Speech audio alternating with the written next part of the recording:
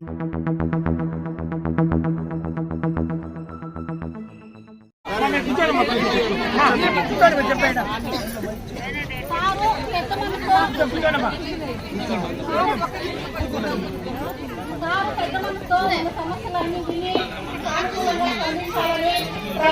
తెలియజేయాలని అంగన్వాడీల తరఫున నేను తెలియజేస్తున్నాను. చెప్తా. హలో, ఈరోజు ఇక్కడ 12వ తేదీన ప్రారంభించిన సమ్మె 15 రోజులకు చేరుకుంది. అయినను గవర్నమెంట్ ఎటువంటి స్పందన లేకుండా మమ్మల్ని రోడ్డు పాలు చేసినారు. ఇక్కడ గర్భవతులు ఉన్నారు, చిన్నపిల్ల తల్లులు ఉన్నారు, బీపీ షుగర్ పేషెంట్లు ఉన్నారు. అందరికీ చాలా ఇబ్బందిగా ఉంది. ఆరోగ్యం సరిలేకున్నా కూడా కానీ అంగన్వాడీ విధులను బహిష్కరించి రోడ్డు పైన ఎందుకు బైఠాయించామంటే మా బాధ మేము చెప్పుకుంటున్నాము. మాకు పనులు ఎక్కువగా ఉన్నాయి. ఒకప్పుడైతే మధ్యాహ్నం వరకు స్కూల్ పెట్టుకునే వాళ్ళము. ఇప్పుడు గవర్నమెంట్ డ్యూటీ లాగా పొద్దున్నే 8:45 నుండి 4 గంటల వరకు మేము పనిచేయాలని మా అధికారులు చెప్పినారు. కానీ అన్ని గంటలు పనిచేసే వాళ్ళకి ఎలాంటి జీతం ఇవ్వాలి అనే విషయం మాత్రం ప్రభుత్వానికి తెలియడం లేదు అని నేను తెలియజేస్తున్నాను. కాబట్టి 10 గంటలు పెంచిన వాళ్ళే మాకు జీతాలు పెంచాలని ఇందు మూలంగా నేను తెలియజేస్తున్నాను. మేము 40 సంవత్సరాలు పనిచేసి పుట్టి చేతుల్లో ఇంటికి వెళ్తున్నాము. కాబట్టి మాకు గ్రాడ్యుటీ ఇవ్వాలని కోరుకుంటున్నాము. ఇంకా కనీస అవసరాలు ఎన్నో ఉన్నాయి. కానీ ముఖ్యమైన కోరికలు 2 ముఖ్యంగా తీర్చాలని మంత్రి గారి నుండి తెలియజేస్తున్నాను. మాజీ ఈరోజు మాజీ మన ఎమ్మెల్యే గారైనటువంటి అమర్నాథ్ రెడ్డి సార్ గారు మన సమ్మెను ఈ రోజు 15వ రోజు సమ్మె ఉద్దేశించి మాట్లాడుతున్నారు. ఈ నెల 12వ తేదీ నుంచి 15 ఈ రోజుకి 15 రోజులు సమ్మె చేస్తున్నప్పటికీ కూడా మా బాధలు మీ బాధలు ఏమేమి ఒక్కరు కూడా వచ్చి మా ఆవేదన అడగలేదు. ఈ రోజు మా బాధలు గుర్తించి అక్కచెల్లెలు గుర్తించి మన మాజీ ఎమ్మెల్యే గారు మన దగ్గరకు వచ్చి మీ సమస్యలు ఏమి అని కనుక్కొని మీ సమస్యలు వెంటనే తీరుస్తామని చెప్పి కూడా మనకు తెలియజేసినారు. ఇంకొక విషయం ఏమంటే మేము 35 సంవత్సరాలుగా పనిచేస్తున్నాము. ఈ గవర్నమెంట్ గాని ఒక అంగన్వాడీ టీచర్ గాని హెల్పర్ గాని చనిపోతే కనీసం దహన క్రియలు కూడా మాకు 500 నోచుకోలేదు. ఎప్పటికీ మేము ఉట్టి చేతుల ఇంటికి వెళ్తున్నాము. అదే విధంగా మినీ వర్కర్లు కూడా మెయిన్ వర్కర్లుగా చేస్తున్నారు. వాళ్ళు కూడా గవర్నమెంట్ ఎంప్లాయీగా లేదు.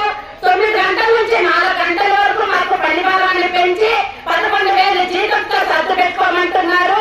సుప్రీంకోర్టు తీర్పు ప్రకారం మాకు గ్రాడ్యుయేట్ ఇవ్వాలి. సుప్రీంకోర్టు తీర్పు ఇచ్చినప్పుడు మీ తీర్పు ఏమైంది మేము అడుగుతున్నాము. సుప్రీంకోర్టు తీర్పు ఇచ్చింది కదా, ఒక అంగన్వాడీ టీచర్ గ్రాడ్యుయేట్ ఇవ్వాలి అడుగుతుంటే కూడా మమ్మల్ని ఏమాత్రం పట్టించుకోలేదు.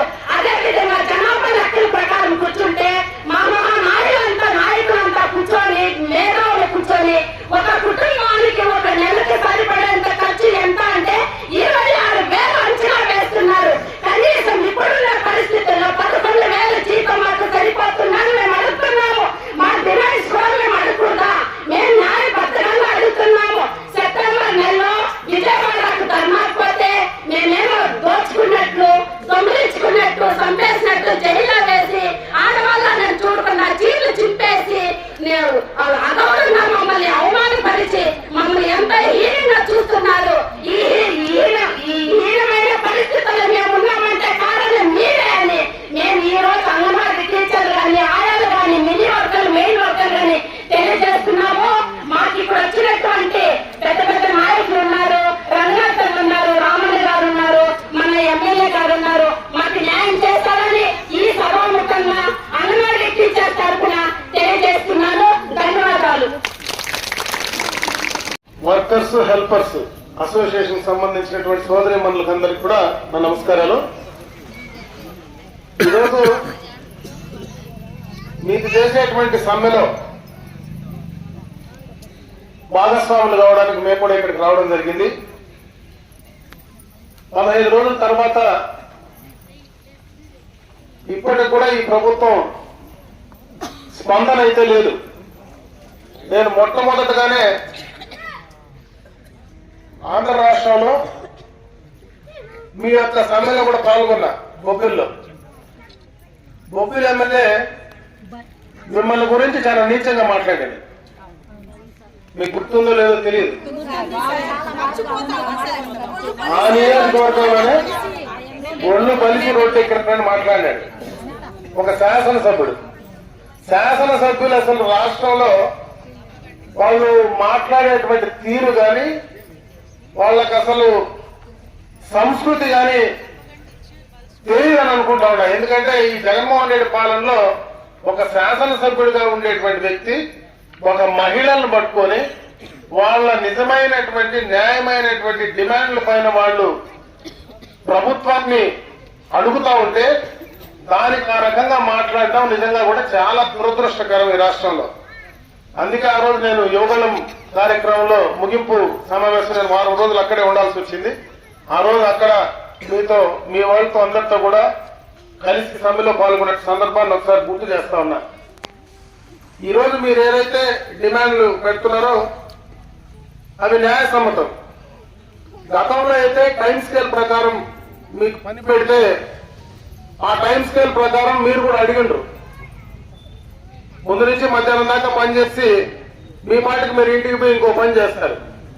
మీకు టైం స్కేల్ పెంచిన తర్వాత పూర్తి స్థాయిలో మీ యొక్క సర్వీసెస్ ప్రభుత్వం ఉపయోగించుకుంటా ఉంది. కాబట్టి న్యాయమైనటువంటి డిమాండ్లు ఈ రోజు ఇక్కడ ఉన్నటువంటి పరిస్థితి, నిత్యావసర వస్తువుల ధరలు విపరీతంగా పెరిగిపోయాయి. ఈ రోజు ఏది కూడా కొనే పరిస్థితి లేదు.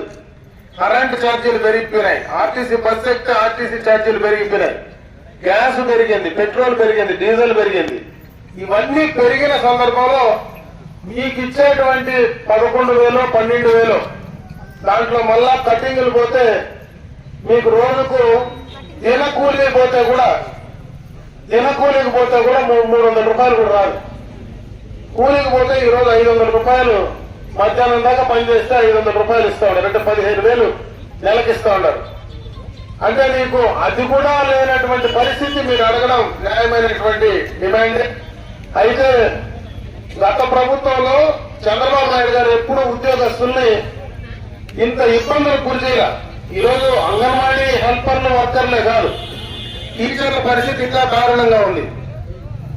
నిన్ననే హెల్త్ వర్కర్స్ కూడా వాళ్ళు సమ్మె చేస్తా ఉన్నారు, మున్సిపాలిటీ వాళ్ళు సమ్మె ఇస్తా ఉన్నారు. ఆయన పెట్టినటువంటి వాలంటీర్లు కూడా ఈరోజు సమ్మె నోటీసు ఇచ్చినారు. అంటే ఎంత పోలీసు కూడా కింద స్థాయిలో ఉండేటువంటి పోలీసులు కూడా తిరగబడేటువంటి పరిస్థితి ఈ రోజు రాష్ట్రంలో వస్తోంది. అంటే వీటన్నిటికీ కారణం నేను విన్నానని చెప్పినటువంటి జగన్మోహన్ రెడ్డి ఈ రోజు ఉన్నాడో లేడో, అసలు చెవులు ఉన్నాయో లేదో వరదాలు పెట్టుకొని ప్రజల మధ్యకు వస్తే ఏ రకంగా ఆయన రాష్ట్రాన్ని పాలిస్తాడనేది అర్థం చేసుకోవాల్సిన పరిస్థితి. ఖచ్చితంగా కూడా మీ న్యాయమైనటువంటి కోరికలకు తెలుగుదేశం పార్టీ అండగా మీకు సపోర్ట్ చేస్తుంది. ఖచ్చితంగా కూడా మేము మీకు అండగా ఉంటామని చెప్పి సందర్భంగా తెలియజేసుకుంటూ, ఈ రోజు నేను కూడా నా కార్యక్రమాల్లో ఉంటే ఎటు తిరుగుతున్నా కాబట్టి ఖచ్చితంగా ఏదో రోజు మిమ్మల్ని కలవాలని, మొన్ననే రంగనాథ్ వాళ్ళు పోవాలంటే నేను కూడా వస్తాను, నేను ఎటు ఏడే ఉంటాను కదా, కలిసి వెళ్దామని చెప్పి రంగనాథ్తో కూడా చెప్పి ఈ రోజు మిమ్మల్ని కలిసేటువంటి పరిస్థితి కలిగింది. కాబట్టి మీ అందరికీ కూడా మరి ఇంకా గట్టిగా ఈ ప్రభుత్వాన్ని నిలదీసే దాంట్లో న్యాయమైనటువంటి కోరికల పైన ధైర్యంగా మీరు పోరాడమని చెప్పి నేను ఈ సందర్భంగా మీకు అందరికీ కూడా తెలియజేసుకుంటూ సెలవు తీసుకున్నా. జై హింద్.